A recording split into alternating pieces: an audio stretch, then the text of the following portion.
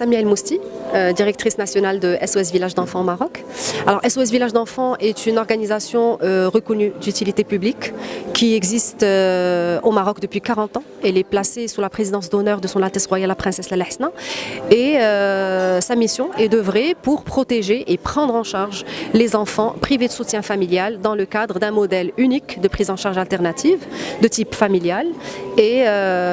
au sein de plusieurs villages d'enfants SOS de Husseima jusqu'à Dakhla. Et comme vous l'avez vu tout à l'heure, donc dans chaque village d'enfants SOS, nous allons retrouver entre 11 et 14 maisons familiales. Et dans chaque maison, nous allons retrouver également entre 6 à 8 enfants qui sont pris en charge par une mère SOS alternative qui joue le rôle d'une mère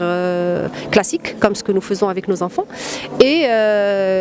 qui est assistée par une assistante familiale, une assistante sociale, tout un staff pédagogique, des éducateurs, des éducatrices pour justement accompagner la prise en charge, l'éducation et l'accompagnement des enfants dans leur vie jusqu'à ce qu'ils deviennent adultes, autonomes, indépendants et complètement insérés dans la société. Pour accompagner ces enfants pour une durée de prise en charge qui des fois arrive jusqu'à 25 ans, en fonction justement du rythme de l'enfant, de ses compétences et de ses capacités, nous faisons appel à des partenaires, bien sûr à de la générosité publique. 60% de nos donateurs